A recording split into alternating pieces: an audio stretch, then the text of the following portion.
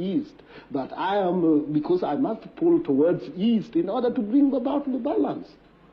And immediately the balance comes, I can only be proud to tell you that I'm an African nationalist who will always... Several decades ago, Jaramogi, who's Raila's father, cast the former prime minister after he misbehaved. The late had a meeting in a room, and all of a sudden, Raila interrupted. Then the worst happened. Here is the full story. Back when the late Jaramogi Oginga Odinga was still alive, Raila stormed with hired goons into Ford Kenya delegate conference, which his father was chairing, and started heckling him, almost putting everything to a standstill. His father, who was irritated, told him, "Amolo, shut up and tell those youths to go away." Unfortunately, Raila insisted to be heard. In his mind, Raila thought his father was too old to be the chairman and Ford Kenya leader, and wanted to inherit him by force. With that and that in mind, his goons continued shouting at his father down with all blessings from Raila, and that's when Jaramogi got more furious and told Raila this: "Amolo, it's good that you have found it worth to disrupt this conference."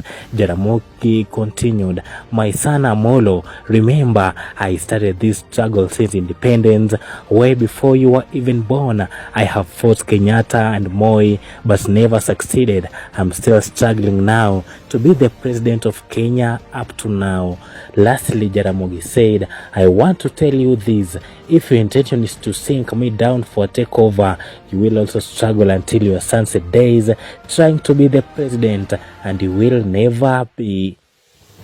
That is what Jaramogi Oginga Odinga told Raila Amolo Odinga before he died.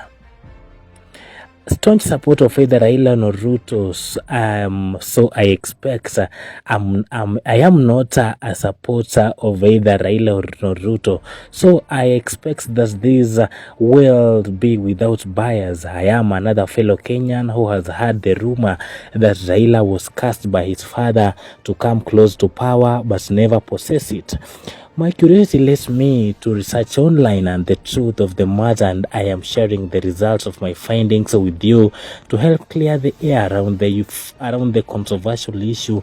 I will share two stories so that you decipher for yourself whether the case really took place, or it's a rumor that started spreading after Raila stabbed, or rather shot at the presidency 4 times but it missed.